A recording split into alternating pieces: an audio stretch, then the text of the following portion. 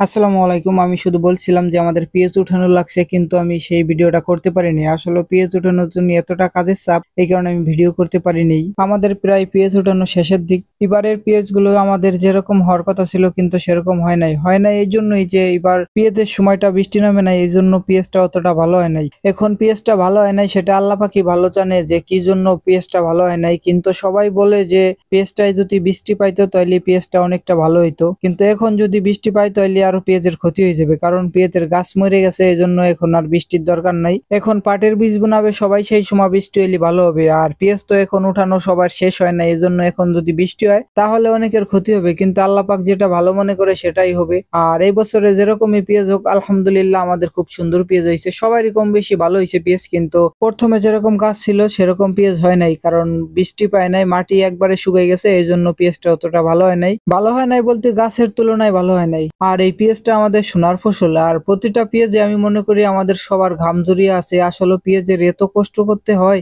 যে বলার বাইরে। এই পেঁয়াজ আমরা লাগাবো, তারপরে কোপ দেবো, তারপরে নিড়াবো, তারপরে পেঁয়াজ উঠাবো, পেঁয়াজ উঠায় তারপরে বাড়িতে নিব, বাড়িতে নেওয়ার পরে কাটবো, কাটার পরে আবার চাঙ্গে উঠাবো, মানে প্রচুর খাটাখাটনি। মানে পেঁয়াজে আমাদের এত ফির কষ্ট করতে হয়, মানে বলার বাইরে। ঠিক আছে, এত কষ্ট করতে হয়, আসলে যারা এই পেঁয়াজ না লাগাইছে তারা বুঝবে না যে কতটা কষ্ট করতে হয়। তারপর ওই কৃষি কাজ করতে আমার ভালো লাগে, কারণ এটা আমার নিজের স্বাধীনতা। আমি মন চাইলো একটু জিরে এলাম, আবার কাজ করলাম, ঠিক আছে। আর কৃষি কাজ যারা করে তারা তো শুধু নিজের জন্য করে না, দেশের সবার জন্য। এই কৃষি যারা কাজ করে তারা দেশের সবার জন্য কাজ করে। তারপরও কৃষি কাজ যারা করে তাদের মূল্যায়ন সবাই একটু কমে দেয়, কিন্তু আপনি একটাবার ভাবেন যে কৃষি কাজ কৃষকরা যদি বন্ধ করে দেয় তাহলে আপনি না খেয়ে পেয়ে মারা যাবেন। আর আমি মনে করি যারা কৃষি কাজ করে তাদের মতো হালাল ইনকাম মানে আর কেউ করে আমার মনে হয় না। হালাল পথে আপনি 1 টাকা ইনকাম করেন, ওই 1 টাকায় আপনার 100 টাকার বরকত দিবে। আমি সবসময় হালাল পথে ইনকাম করতে চাই। সবাই আমার জন্য দোয়া করবেন যাতে আমি হালাল পথে ইনকাম করতে পারি। এই পেঁয়াজ ওঠানোর জন্য আমার খামারের কাজগুলো করতে আমার অনেক কষ্ট হয়ে যাইতেছে।